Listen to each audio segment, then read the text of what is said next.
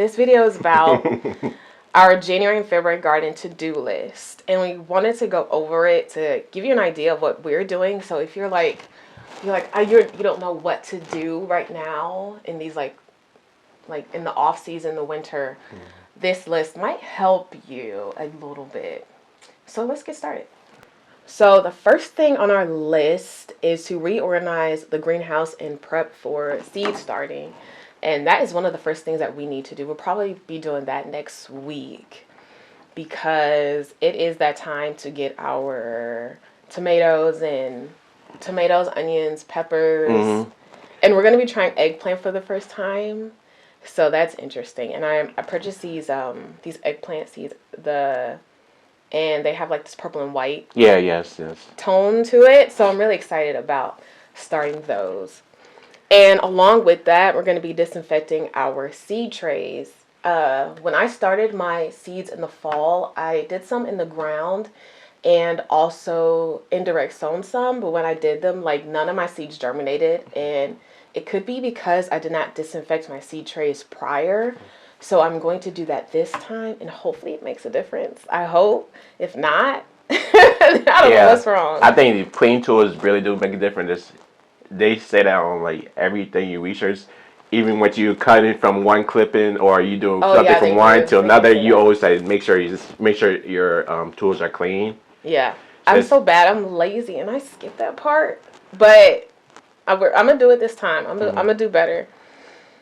What's next? Like you said, starting seeds. So we got some cool weather season, and then we also have some for January, February, like lettuce, collards, cabbage, carrots and radishes. Just get those started. We actually could have already started our cool season seeds, but we're kind of behind when it comes to that. But it's okay. We still got time. I feel like what affects it too is how our weather is this year too.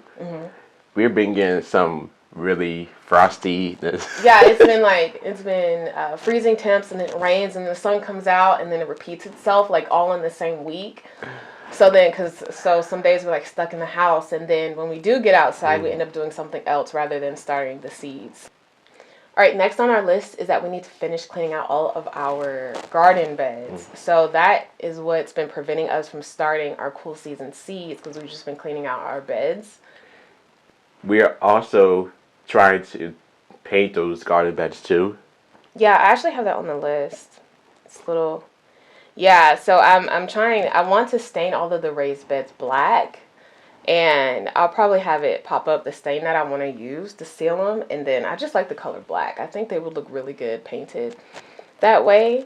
And I'm going to be getting the paint from Gardener Supply.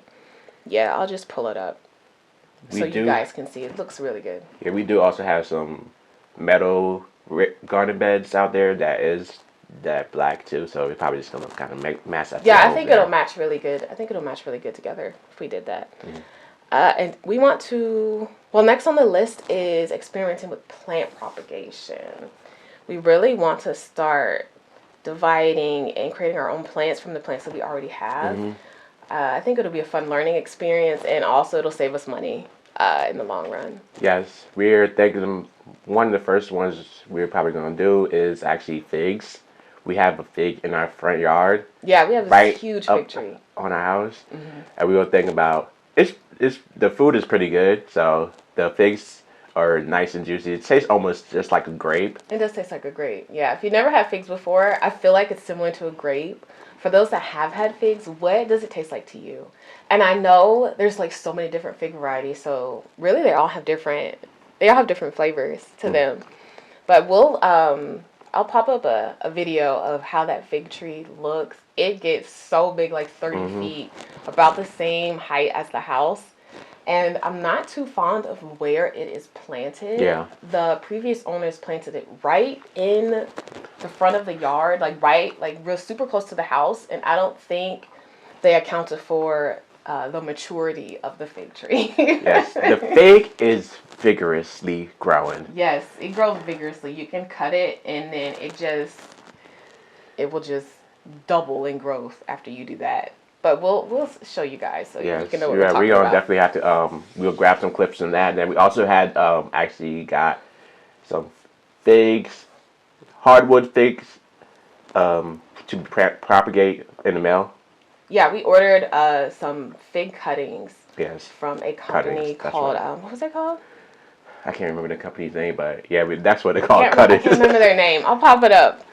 But they have a lot of different cuttings that you can get if you wanted something to get if you wanted to grow a fig tree that isn't local to you. So that's pretty cool, because one thing about figs is they are pretty perishable. So just having it on your own yard is you really can't get figs in the grocery store. Yeah, I barely see them in the grocery store. I haven't seen them before, so. I think I have seen them. I've seen them. Okay. I've seen them one time in the grocery store, but after that, I haven't seen them again. They had the really big ones too. Yeah, the only way you probably see them is like canned or other preserves or something like that. Yeah. But fresh figs, no. Yeah. So if you like figs and you never see them in the grocery store, grow them yourself. I love it. It's a great experience.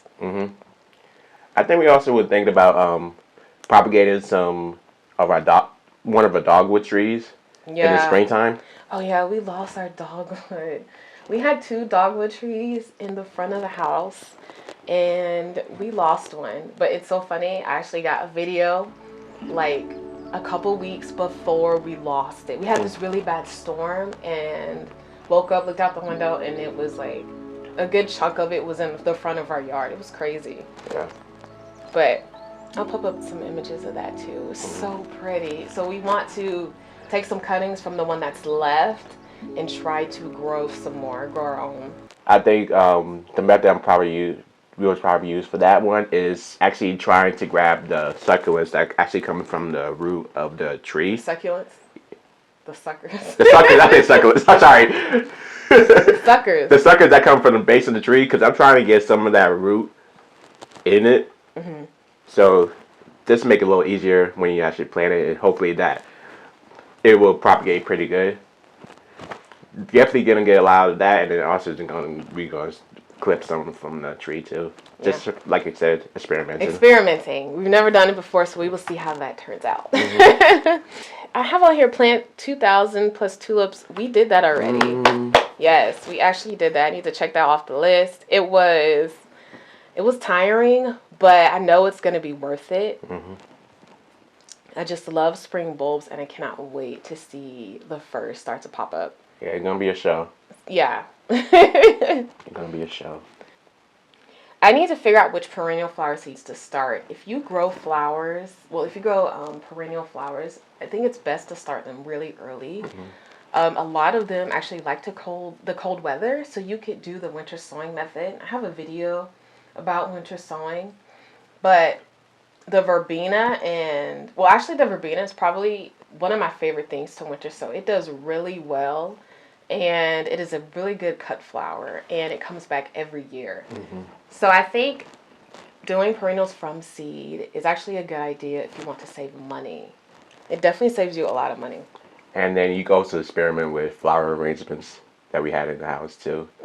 So definitely, it's pretty cool to bring that beauty inside the house where you grow it from the backyard.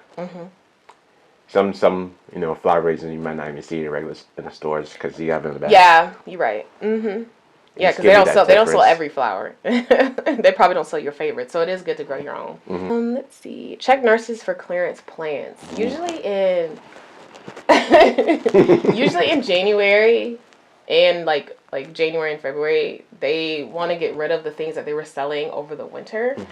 So we usually stalk all our favorite nurseries to see if they're gonna mark anything down. Last year we got quite a lot of stuff, and I actually think I want to go today to see if there's anything that we could see. Okay, yeah, we could definitely do that. All right. It surprised me that evergreens is always getting marked down at this time. Yeah, because sometimes they market some of the evergreens as a Christmas evergreen. Even though technically, I mean, it's year round. I know they mark that Christmas, but it surprises me because it is just year round. You could sell it. You could keep it out there the whole year, and it's still good. Well, it's good for us because we can get we can get it clearance. Yeah. All right, this one says order those. I think we got the hydrangeas from one of the stores because they had clearance it off because it was used for. They were marketing. Well, they were selling it for Mother's Day. Yeah, Mother's Day. That's right. It was. And it's funny. They marked on the hydrangea that it's an annual. But we know hydrangeas are a perennial. Mm-hmm. They'll try to get you sometimes. But I bought all these hydrangeas that said annuals on the tag just because it was marketed for Mother's Day. And they was like, I think I got them for like $5 each. Mm-hmm. My buggy was full. I think I have a picture of that still. I think. That I can show you guys. But that is smart though. Check your local nurseries for plants that they are marketing for a holiday. Yes. Because they're always going to discount it right after. Yes. A little tidbit to know. Yeah, a little tip. Shopping tip. Order a bulk load of compost. So, like we mentioned, we added in more. If you watched our other video, our kitchen garden update video, we added in 4 new wood raised beds. Mm-hmm. And then we also have 3 new metal raised beds that we're putting on the outside fence of the kitchen garden. So we need to get the compost for all of that and fill those up. I think we also got the stackable plant towers. Yeah, I mentioned that in okay. Here. Okay. Yeah. Yeah, we also have 3 vertical grow towers from what is that called? Why am I not remembering these company names? I can't remember I'm gonna either. look it up. My brain is like, yeah. We have 3 towers from Greenstock Garden. They sell these like vertical garden planters. Mm-hmm. I love how they looked, and I cannot wait to start growing in them. Next we have is create a seating area in the kitchen garden. I think this is something a lot of gardeners forget, is that make the space that you're growing in your garden inviting for you. Not just a place of work, a place to relax and enjoy all of that beauty that you just grew that's coming into your garden, like butterflies and things. So we have this area in our kitchen garden that is difficult to grow in. Like I've tried to grow a couple of things like sunflowers there, and nothing really would germinate. I think the only thing that did work actually was beans. Okay, yeah. Yeah, I remember. Yeah, the beans we had that. I had some beans growing on a obelisk, but other than that, I'm not able to get anything to grow well. Yeah. So that is the area that I want to turn into a seating area. Probably like table, like a bistro set, and probably put some planters and grow bags over there. I think that'd be really pretty, and a way to utilize that space since it is hard to grow in. I think we are trying to be out there a lot more, so we want to be able to enjoy all my areas of our garden. Yeah. More relaxing. I feel like we didn't relax enough last year. What do you think? I think you're probably right. Right? We are always working. It was just work. Like we barely went out there for the purpose of relaxing. Mm-hmm. We always had some type of task.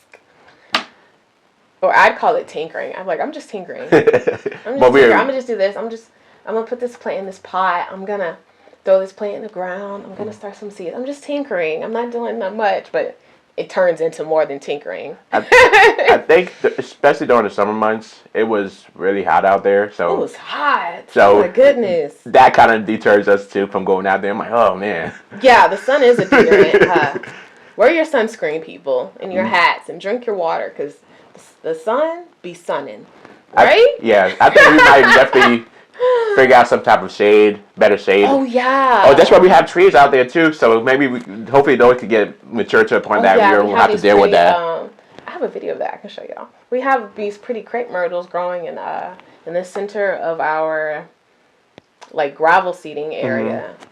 And we planted those there for the purpose of having shade in the future. And hopefully the beds that's around there, I can turn it into like a shade garden. I really want a shade garden in the middle of the yard. Okay, yeah. I know that's kind of weird, but I really want that because I like shade gardens. I love everything that goes into a shade garden, like hostas and the hydrangeas and the ferns and everything. It looks so good. And definitely for the sun purposes, we have a pretty open area, so it just beams down. Yeah. And just having set those trees down in our yard, we really hoping to get some lot more shaded areas. Like a canopy. Yes. Like a canopy of shade. Yeah. Yes. Yes. Yeah. Our backyard is like in the middle because the sun sets. The sun is setting right over the backyard. But that is a good thing though because we're able to grow a lot of things because we have sun for pretty much all day. Yeah, all day sun like, in the backyard. Like 10, 11 hours of sun all day. I love it. Yeah. I love it for that purpose. But when I'm hot, whew, cha.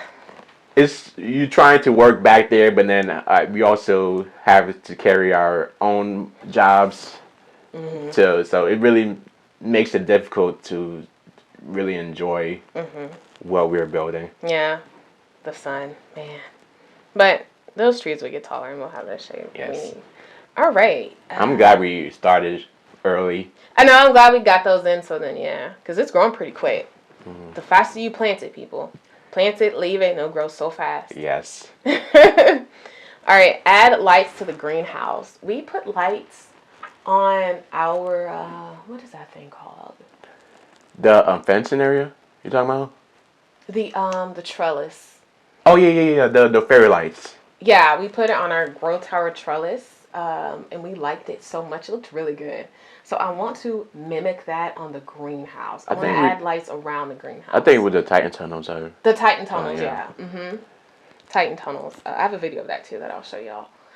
Yeah, it looked really pretty at night, and I loved looking out the window and seeing it. So I would like to do that same look around the greenhouse. We just need to get some. I want to get some solar lights, like the cafe look of solar lights. You know what I'm talking about? The one with the bulbs. Like the bistro. Oh, like what the coffee shops be having outside. Oh yeah. I think I know what you're talking about. Was it like the little bulbs? I think we saw some at the store. I think I know what you're talking about. Yeah, that's what I want to do around the greenhouse. I think it'll look really pretty. Mm-hmm. Yeah, little color, little lights. That's like we said. We're gonna definitely enjoy it all year and all day through. That is an enjoyment feature. It is. All right, almost done. The second to last one says lay tarp to kill grass for a new garden bed. So we want to increase our growing space back there. So we are kind of pre-planning the process. So we're gonna lay probably some black tarp to solarize the grass so it dies underneath, and we'll probably leave that tarp down for like a year. Probably leave it down there for a while. Mm-hmm. We did a similar method before too, so it worked pretty well. Yeah, we did a similar method in our kitchen garden. The big rectangle that we grow in, we left it tarped for I think a year or so, probably a little longer, before we actually started growing in. And we get some weeds. Not to say we don't get any. We get some weeds, but it's not compared to the other garden beds we started. It's not as much. Yeah. So I really like that method. Right. It makes the ground really easy to work with too, I feel. It does make the ground soft. You can do the same thing. It's like, so after the tarp, we'll probably end up laying boxes and putting down compost on top. So you could do that same thing, and then the grass will die underneath if you don't want to do the tarp method, if you want to plant immediately. It's called the no-dig method. Y'all should look it up. Mm-hmm. It's a great method. All right. And the last one is make a garden layout plan and start keeping a record journal. So I had some things that did well and didn't do well, and I did not take records. I'm trying to go everything off of, trying to remember everything or go off of memory, and I'm struggling. So I'm trying my absolute best to remember what worked, what didn't work, what I grew here, what I grew there. Luckily, I take a lot of photos and do a lot of video, so I can look back. Okay, that's what I did there. But I do want to write it down. You know what I mean? Actually keep detailed records. Oh, yeah. You know what I mean? Yeah, it was smart to do. I think a lot of people do that. They keep records of what grew well in this space, what didn't work well with them, as far as, variety and vegetable that they were growing. Oh, yeah, and then... And what pest came into the garden, what didn't come, stuff like that. It definitely is good to do because you could have...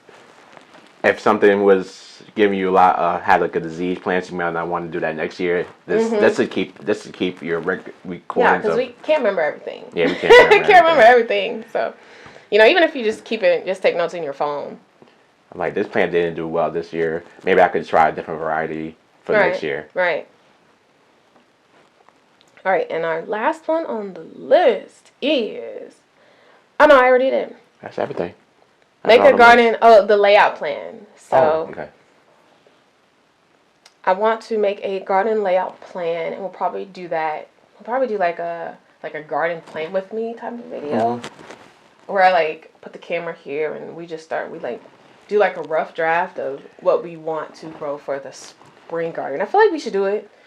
We should separate it per season. I think it'd be easier versus, because I thought about just doing it for like the year, but I'm like, I might need to take it season by season. Oh yeah, definitely, because we are. All right, and that was the end of this video. Rodney and I ended up going into a completely different topic, and we forgot to bring this video to a close. I think me and him could probably start a podcast, because we can go on and on about our garden and what it means to us. We just enjoy it so much. But thank you so much for watching. We hope the checklist will give you an idea of what to do in your gardens or where to start. Share with your other gardening friends, and happy growing.